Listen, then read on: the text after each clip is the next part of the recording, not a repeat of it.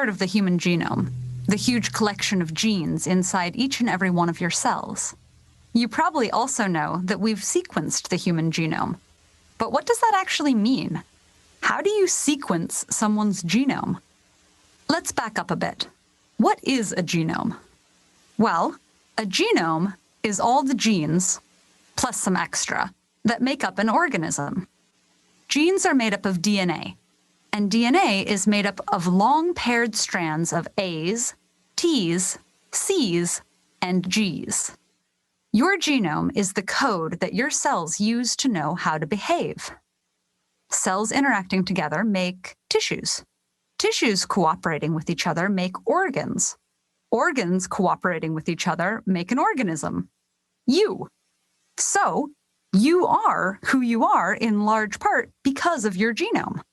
The first human genome was sequenced 10 years ago and was no easy task. It took 2 decades to complete, required the effort of hundreds of scientists across dozens of countries, and cost over $3 billion. But someday, very soon, it will be possible to know the sequence of letters that make up your own personal genome all in a matter of minutes, and for less than the cost of a pretty nice birthday present. Of course, just reading the letters in the genome doesn't tell us much. It's kind of like looking through a book written in a language you don't speak. You can recognize all the letters, but still have no idea what's going on. So the next step is to decipher what the sequence means, how your genome and my genome are different.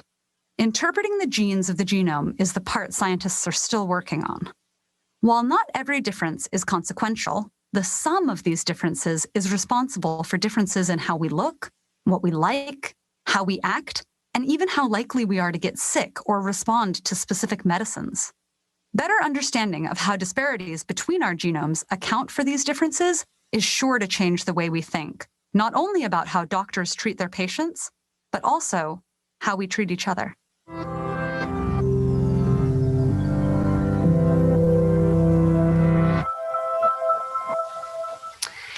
Good morning. My name is Ruth. I'm one of the pastors here, and I want to give you a very warm welcome today, whether you're here in person or you are online. It's great to see everybody.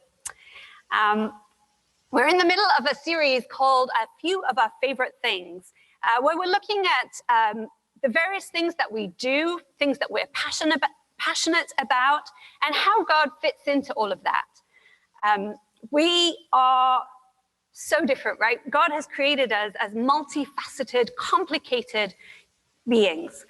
We have all kinds of different interests and skills and abilities and ways of thinking and personalities. We are all unique. We are wonderfully unique, as that young poet Ashley Hayes said so passionately at the beginning. And that's not just, an inspirational quote, we're all unique. It's a scientific fact, as we saw in that video just there. Although genetically we are 99.9% the same, that 0.1% of DNA that varies represents 3 million base pairs. And that 0.1% that is different in me can occur at a different point in my genome than the 0.1% that varies in you. Furthermore, according to new research from the University of Stanford, the key to human individuality is not in the genes themselves, but in the sequences that surround and control them, adding a much greater potential for variation. And that, of course, is before we even start thinking about environmental factors and how they are all unique to each one of us and how our unique genes interact with those environmental factors. So it is really true that we are all unique. You are unique. And given how wonderfully unique we all are, I think it's particularly sad that when it comes to talking about God and how we connect with God and how we communicate and grow in our faith, we tend to reduce that down to just a handful of things that we see as spiritual. Things like coming to church and reading the Bible and praying. I think those are all excellent things to do. I think that they're essential to our development, our spiritual development, but they're not the only things that we do, right? Most of our lives are spent in our workplace, with our families, interacting in our neighborhoods, being involved in various hobbies and interests, serving in different areas. So how can we experience God in all those other areas. That is what we are looking at through this series. How can we enjoy God? How can we find God and grow in God through those things? Paul, one of the early church leaders, wrote in his letter to the Roman believers these words. So here's what I want you to do, God helping you. Take your everyday, ordinary life, your sleeping, eating, going to work, and walking around life, and place it before God as an offering. I love that verse. God cares about our ordinary lives. The stuff that we do every day matters to God. God doesn't just pay attention when we come to church or when we open a Bible or sit down to pray. God is in our sleeping, eating, going to work, and walking around life. Those things matter just as much as our so-called spiritual life. So last week, we looked at how the creative aspects of our life can be a way that we can experience God and enjoy God, and God can enjoy us. And now, this week, we're looking at some areas that I think might be a little bit more difficult for some of us to think of as ways that we experience God and grow with God. I think if you think about, creativity and, taking time out and kind of thinking in a different way and being creative, for many of us, that feels like, oh yeah, that's where I can go deeper with life and experience God. Same with being out in nature, right? If you're out in somewhere really beautiful and you're looking at a sunset, that feels like, oh yeah, that's a relatively easy way to connect with God. I think it's harder when we look at real life in terms of our going to work life, in terms of our, the things that we have to do every day, issues that we have to deal with, things like disease and poverty and trauma, those kind of things. It can be harder to see, well, how does that connect with God, and how can we connect with God through all that? So today we are going to talk to two different members of our community who are going to help us see how they relate to God through very real life issues. And the first one, I'd really like you to welcome, he's still here. That's always a relief. Andrew House. Let's give him a warm round of applause.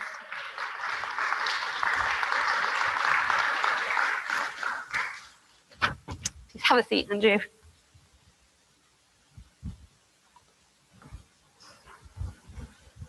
So, Andrew, not everybody will know you. Can you tell us a little bit about yourself, your family, your connection to Cedar Ridge? Sure. So, I'm Andrew. I have been coming here with my family for almost 5 years. Our first Sunday, I think, was actually the first Sunday after Trump's inauguration, so puts it in perspective. And my wife, Sarah, and I have 3 amazing children, 13, 10, and 8. They have birthdays, so you got to keep up with that. James, Micah, and Eve. Well, that's great. And can you tell us a little bit about your job? What is it you do in real life? In real life, so I am a scientist, among other things. That's generally the driving force behind most of my career. Right now, I am an operations director for a series of different labs that do safety testing on biological pharmaceuticals. So I think most of us think about pharmaceuticals as one monolith. There's actually a lot of nuance around them. So biologics are pharmaceuticals that are created in any other living system. So different cells. I think ones you may have heard of are monoclonal antibodies. I think those have been in the news a lot more recently. So like Regeneron's monoclonal antibody therapy for COVID. That's one of the things that we test. The other big one that's been in the news are vaccines. So the organization I work with actually started here locally working with the polio vaccine. So they've been around for a little while. And the testing we do is not the testing you're probably thinking of. It's not how effective is the vaccine or how effective is the monoclonal antibody. It's more, is it free from contaminants? So we're looking for things that shouldn't be there. Okay. And we actually use next-gen sequencing. So the video is kind of exciting because that's 20 years old now. So the technology is really rapidly changing. So it's not quite as cheap as they suggest there, but it is getting there. That's great. So, and you mentioned COVID there briefly, and I know when we were talking previously, you said that you also work with Ebola. So that's obviously 2 big things that we've heard of. So how has COVID impacted you and your work? I think it's been across everything that we have done. It's just there. So I think from the therapies, that has changed overnight. So normally we would get more of a forecasted order. You think that's strange for a medicine, but there's actually a lot of math that goes into it. And the drug manufacturers say, I think we'll need this much of this. And they send us their schedule, and it's all very well laid out. With COVID, it's suddenly everyone, dozens and dozens of manufacturers all jumped in together to help solve the problem. I mean, it's part of a community, the life science community.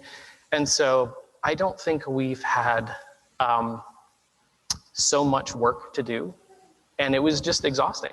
Right. And on top of that, everyone that was in our office was dealing with, the personal struggles of having their kids sit behind them and on camera, or, not, and running around and making noise, that sort of thing, or not knowing, how family members were doing. It was just all that chaos just compounded. Right. So a lot of stress. And we tend to think, I tend to think of science as being very, kind of clinical and very, it's just very objective. But when we were talking before, you were saying that actually there was a lot of emotion there because people are depending on this. And yeah, actually, so I think one of the things that existed before COVID came along and continues to exist, some of the therapies we work on, and the emotional connection is we are curing cancer. The community, that's one of the big driving forces behind that. And so we've got samples that come from patients where, actually I don't think it talked about there, but genetically you can harvest someone's T cells. We'll get a little technical. You can harvest someone's T cells and genetically modify them with a virus. So it does happen. The vaccine doesn't do that, but this is intentional, where it's a therapy that changes the patient's cells to then recognize the cancer and fight it. So when that comes to us, we've got 10 days to get that turned around and back so they can reinfuse the patient. And so I think the excitement is there, but also the emotion. If something goes wrong, there's potentially a dying patient on the other end. Right. So it's exciting. Right, a lot of pressure. Now, you mentioned that vaccines don't change our genetics, etc. So I know from the surveys that we've done of our community, we're very highly vaccinated, but maybe there are some here, and I know pretty much all of us probably have relatives or neighbors or friends, etc., who have a lot of reticence around taking the COVID vaccine. Do you have any thing to say about that? I have many things to say, but briefly. In a spirit of love. First off, I would say if you do have questions or doubt, go talk to a medical professional. I am not a medical professional. I do not pretend to be one. I do understand, just based on the data, based on the technology, the vaccines that are available are remarkably safe. And I'm sure we've all heard that. It's safe. Of course it's safe. But what does that mean? And I think a lot of the hesitancy that I've seen comes from the nuance between an emergency use authorization or a biologics license application, the two main ways you can get something approved. And I would suggest that it's disingenuous to say that an emergency use authorization is the same thing. It does rely on less data, but the amount of data that is out there now with millions and millions and millions of people being vaccinated is just overwhelming. So to answer the question, get vaccinated, get your kids vaccinated. And actually I would say, I think talk is maybe a little bit cheap on this. So I mentioned the 3 kids, all 3 of my kids are vaccinated. So the 2 youngest, we got vaccinated about 10 days ago with their first dose. So for me as a parent, I think that's when it really matters, right? Right. And if somebody just won't get vaccinated? Because you told me that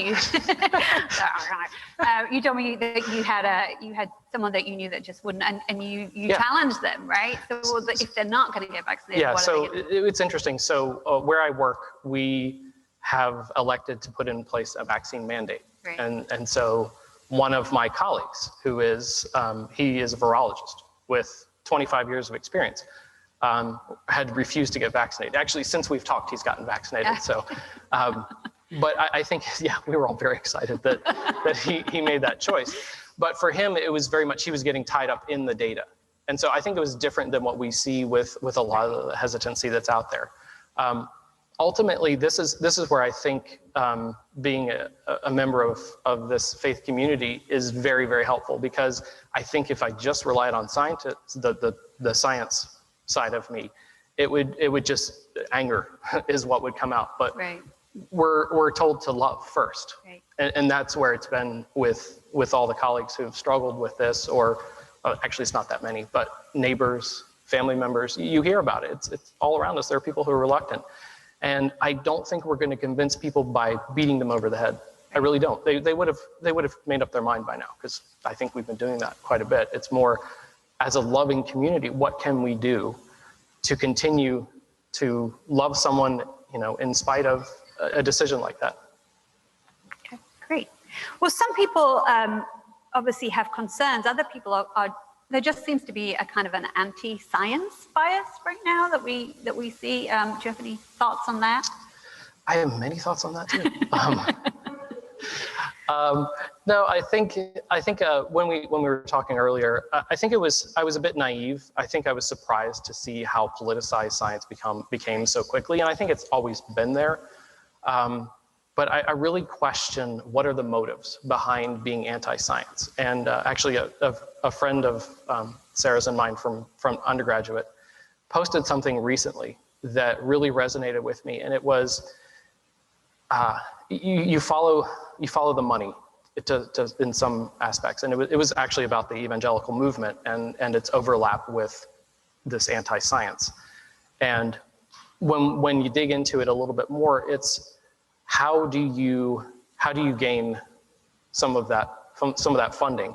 And by instilling fear and hatred in people, you get a lot more attention. And so I think that's where a lot of the anti-science comes from, is like when you get down to it, when you talk to people who stand up on a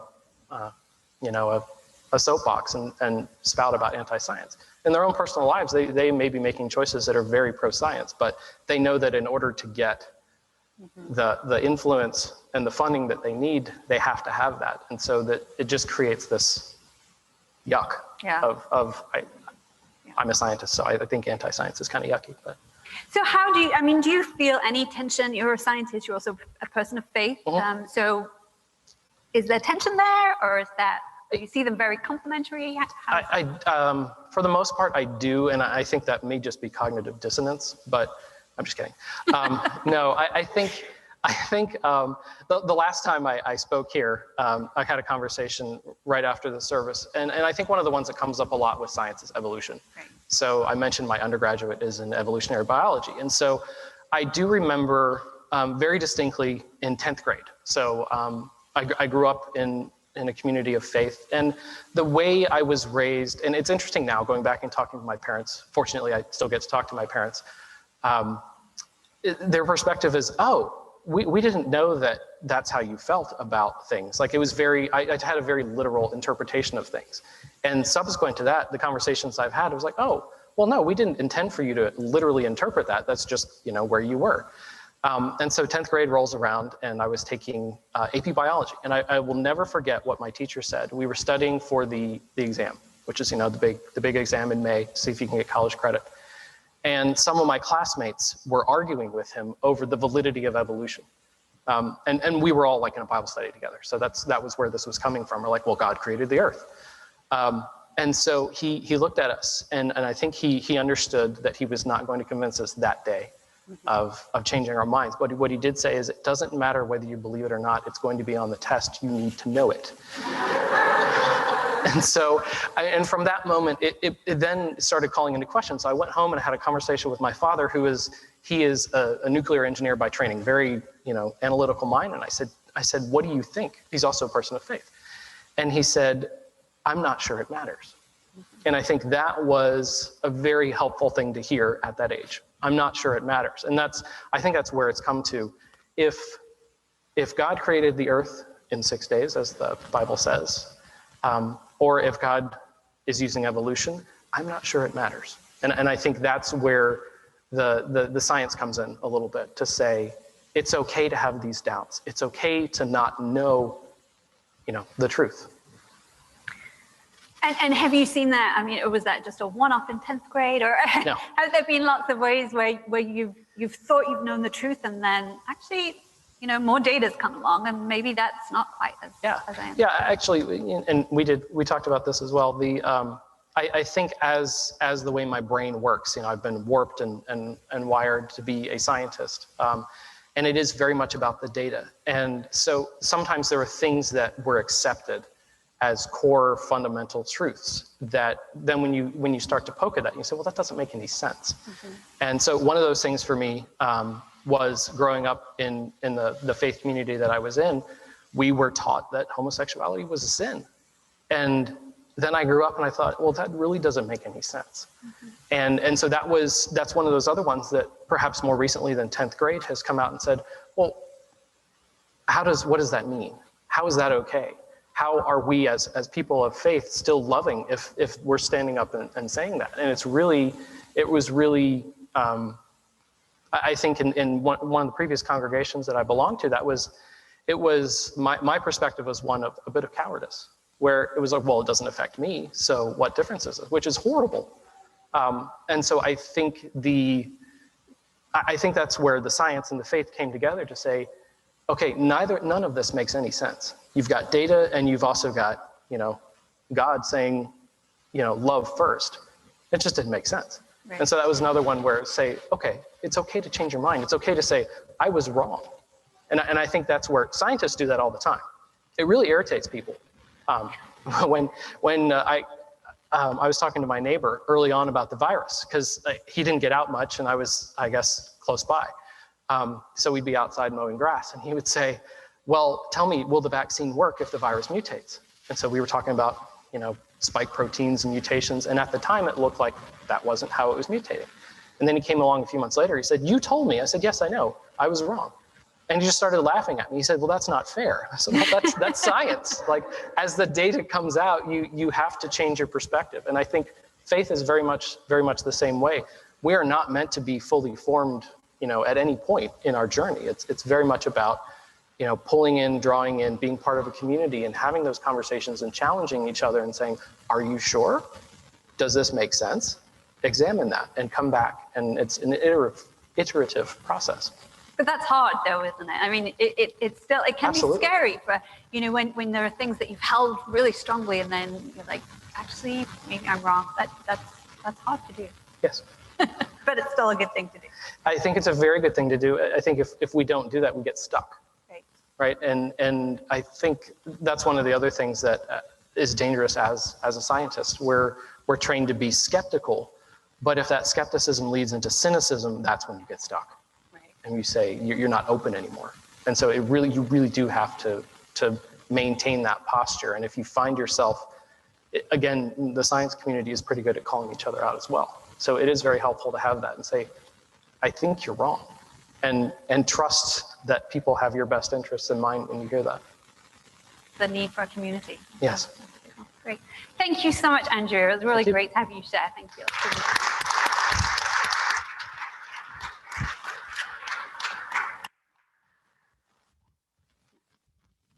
Great. So in honor of our hybrid format and because of the childcare issue, our next interview is actually pre-recorded. So but we're still gonna, I'm not sure if he's online. I think he was gonna try to be. Please still welcome Jason Float. Well, hi, Jason. Thank you so much for joining us this morning. Love your background.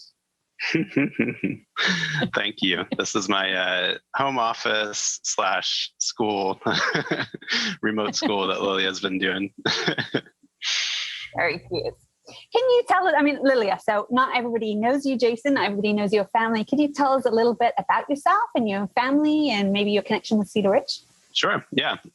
So we have been going to Cedar Ridge since about 2008 when we were in college.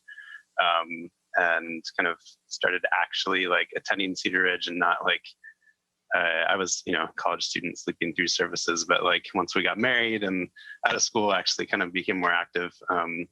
So maybe more like 10 years or something. Right. But we have 3 kids and, there's a lot of people we haven't seen in a while. So if you don't know, we had 2, now we have 3. So we have a 5-year-old girl, Lilia, and then a 2-year-old, Micah, and then our 6-month-old is Daxton. And then we have kind of a, extended family of foster kids that we've taken care of over the years. Right. Well, tell us a little bit more about that. So you've been fostering for a while, and those of us who know you have seen various kids come with you to church. So how did, what is it you've done, and how did you get into all that? Yeah. Excuse me. So, Jen and I, we started dating in high school. And I remember even then, kind of playing around with the idea of like doing foster care. So we talked about that then. Jen, really was passionate about it because of some people that she knew that had done it. And, it just was something that we felt like God had kind of laid on our hearts to do, even at that young age.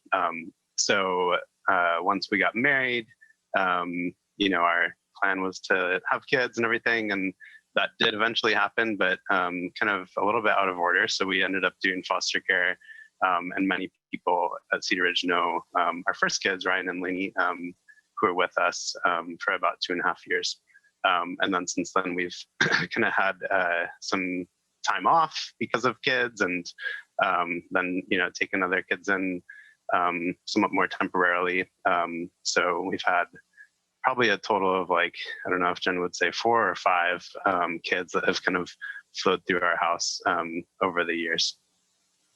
Cool, that's great. And what is it about fostering that, there are lots of ways that you could help kids, you could adopt, you could work in, all different kinds of ways. Was there something specific about fostering that really spoke to you?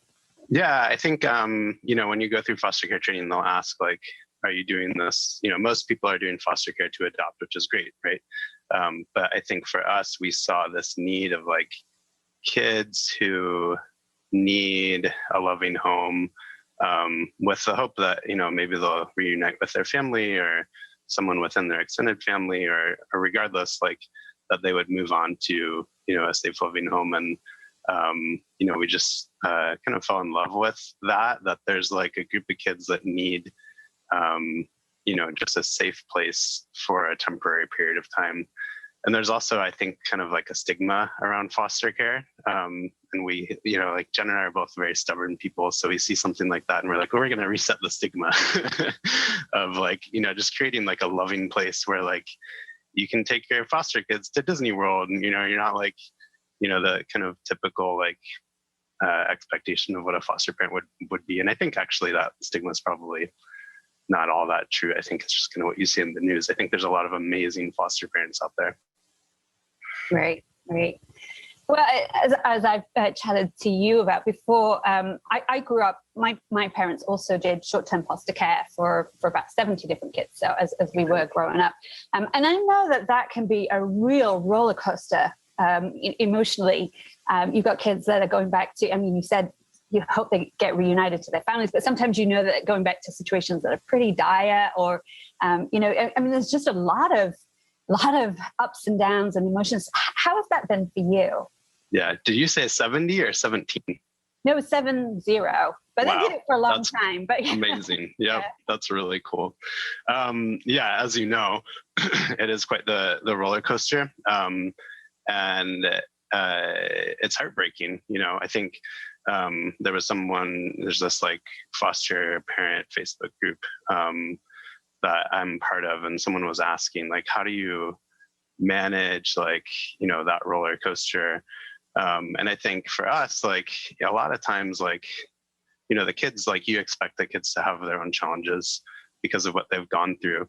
But it's also, I think, the system that really becomes really kind of difficult. You're dealing with lawyers and social workers and judges, and people are not always, at their best when you're interacting with them, or oftentimes they're not, and just kind of working through systems. And so Jen and I have, kind of come up with this, mantra or whatever, just to say that these kids that we're serving are also, subject or victims almost sometimes to the system. There's great things about the system, but there's also really hard things about the system. And just choosing to kind of lean into that and know that like as adults, like we can choose to, help kids that are in a really difficult system. But it absolutely can be, heartbreaking to see kids who have just experienced way too much life that, none of us should ever have to experience. So, we've had kids that have experienced trafficking. And one of our kids recently, that's not with us anymore, called about, a drive-by shooting where she was grazed. And, thankfully she came out of that okay. But just seeing like that heartbreak, I think, is both motivating and also like really hard. And I think for me at times I've experienced like some serious like compassion fatigue around that. And had to kind of face that and try to figure out how to work through that. Well, and what have you done? I mean, and how has your faith played into that? Because I could imagine becoming pretty bitter or cynical or, jaded or just like or overwhelmed. How do you keep going? How do you relate to God in all of that as well? Mm-hmm.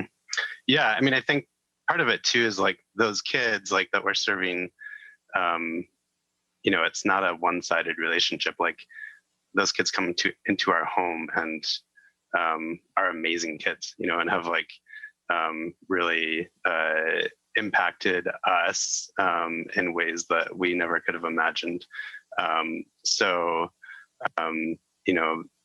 Dealing with that kind of compassion fatigue or roller coaster or whatever, but also, really recognizing like the beauty in the kids that we work with. And I think the way that it's impacted my faith and just kind of my own sort of personality, I guess, is like, learning how to work through some really difficult situations and learning how to love kids that, have attachment disorders or like might not really love you back in the way that you'd expect. And also just trusting God, like when those kids move on to another home, because so far we haven't adopted a kid through foster care. We may at some point, but, just so like with the first kids that we had, Ryan and Lainey, we just did not, there was a lot of questions about adoption and we felt like for us, that just wasn't the right path. And that was a really hard decision. And I remember Jen and I had like a moment, like one night where we just like listened to sappy love songs and like cried about our kids leaving. But kind of trusting God that we don't have to be the answer, like we can be there and it's meaningful to be there for a period of time and know that there are more people that can help these kids. And now they're in an awesome home that they've been adopted into out in Frederick and just with a really amazing family and doing really well. So it's really cool to see sort of how that has continued. And it might not always be the story. Like, there's still like some questions out there, probably even with our bio kids too, right? Like just, how things are going to turn out. But just really having to sort of hopelessly like trust in God for our kids. Right. Yeah. And as you say, that's something we have to do with all our kids, right? Right. We're not in control. So at some point, we've just got to recognize that and lean on God. Yeah. Absolutely. Yep. So people might be thinking, oh, wow, Jen and Jason are total saints, which you are, but, put you kind of on a pedestal and, I could never do that. But are there other ways that people can help if, maybe they're not ready to bring in a whole family, a whole group of kids into their homes? But I know that there are other ways that you, even now, are continuing to support kids that are in care. Mm-hmm. Yeah. When we hear that, like I'll often hear like, oh, you're doing foster care. Like, that's great. I could never do that. I would get too attached to kids. And I've kind of had to figure out how to respond to that. And what I've come up with is like, essentially, if that's you, that's great. Like, if you feel like you think that this is an amazing thing and you would have a really hard time with it, then that's the kind of person we need. We need people that are really passionate about kids, who are, going to have that moment when they cry and their kids leave, and are really vested in the child that you're taking into your home. I think that it also is just something that strengthens not just like that kid, but also like my relationship with Jen, or my marriage in general, and my family. Saying you could never do that, like if I would have never done that, I think we would have missed out on some true opportunity to grow as a couple. Like when we're doing foster care, it's, we're just in the zone of like kind of what we feel like we're called to do. And it makes me a better parent. Obviously it might not be for everyone, but that's great, because this series does have a gratitude kind of element to it. And I think people think of foster care, that's something that's very self-sacrificing and very, it's service, which it has that element. But you're saying that it's also been a real positive thing for you. Absolutely. Guys. Yeah. Like I know when we talked, I told you a story about my angry eyes. Like Ryan, who was with us, I came home one day and I had my sunglasses on. He's like, "Ooh, Dad, I like your sunglasses. I can't see your angry eyes." And it was this moment of like, oh man, I've got to figure out how to kind of not have angry eyes be the default. Out of the mouths of babes, right? That's right. Yep. Yeah. So absolutely thankful for our kids, and it's taught me a ton. But you were saying that there's also work that you're continuing to do now, although you don't have kids living with you permanently right now. But can you tell us a little bit about that work? Yeah, sure. And as I kind of explained that, I also wanted to just recognize, like at our church, something that I love is that you don't have to go very far to find people that are engaged, through adoption or through foster care, or maybe just through something kind of informal where they're helping a neighborhood kid or a family member or whatever.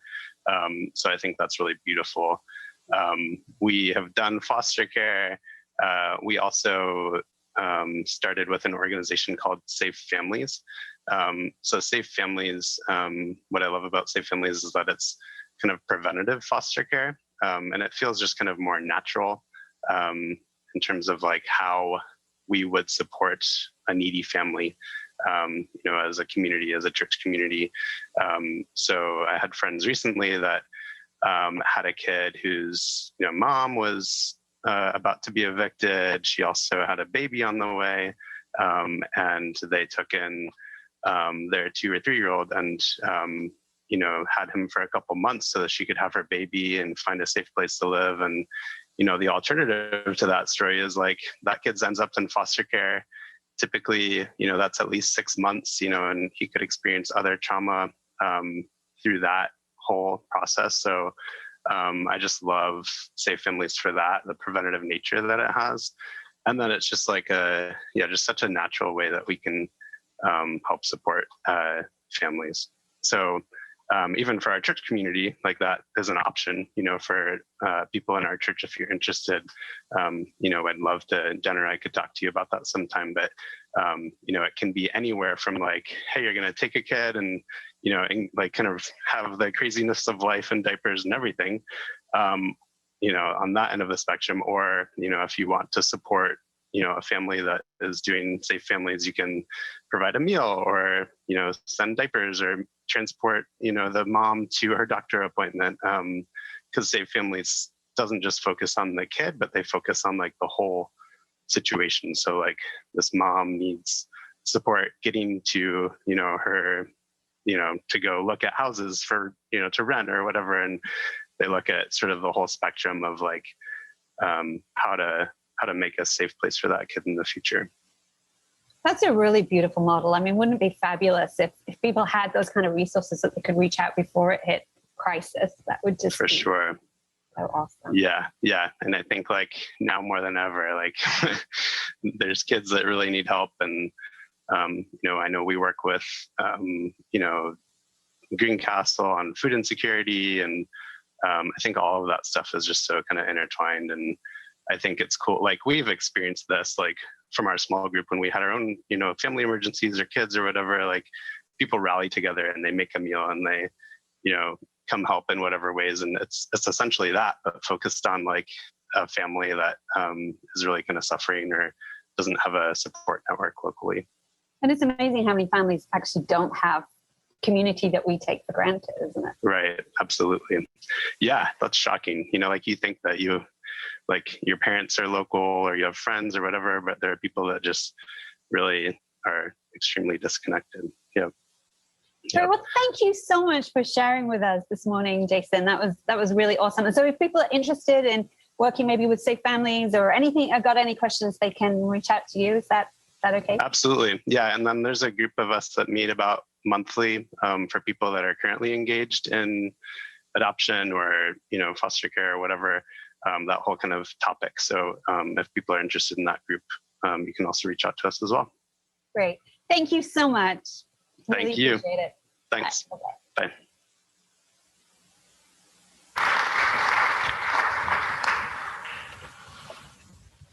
Thanks so much to Andrew and to Jason. That's great. So in a few minutes, we are going to take communion. And in some churches, communion looks like this, with the robes and gold chalices and candles and processions and incense burning and all that kind of stuff. And I'm not knocking that. That can actually be really beautiful. I've been in some churches, particularly overseas, where it's been really moving. But of course, the first communion looked absolutely nothing like that. The Last Supper, the meal that Jesus had with his friends, where he asked them to remember him by eating and drinking the night before he died, would have looked much more like this. Something very simple, very ordinary. I mean, that's not ordinary for us, but for that time, very ordinary. An ordinary room, just ordinary bread.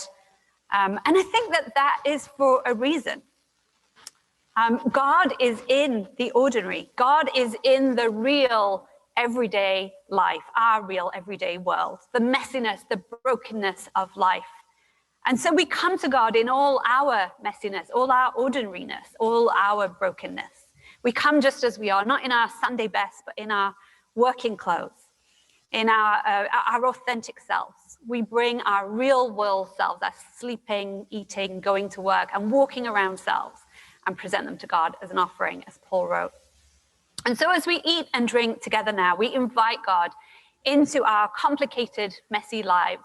God is not someone we visit in church, but God is someone we welcome into our very being. We do that physically by taking the bread and the wine into our bodies, but metaphorically, we're inviting God to be part of everything that we do, everything that we are. So we're going to do that now together. There are gluten-free crackers and juice on the tables right at the back. Feel free to take them there or to take them back to your seats. There are other ways to respond also. You can write out a prayer and put it in one of the frames where it says grow or journey. And there's a team of people who will pray for you during the week. You can also light a candle at the back to represent prayer or make a financial gift. You might want to sit and just listen to the music or to join in. However you feel appropriate, this is the time to respond. But first, let's just pray together. God, you see us and you know us. You're with us in every moment of the day, in all the things that we do. You're closer to us than our own breath, and you love us. Despite our blunders, our insecurities, our screw-ups, you see us and you know us and you love us. You delight in us. And so we welcome you into our real world lives, our messy world. We invite you to live in us and through us, to mold us and to use us, so that we can help bring your love, your hope, your joy to those around us. As we eat and as we drink together, we say yes to you. Amen.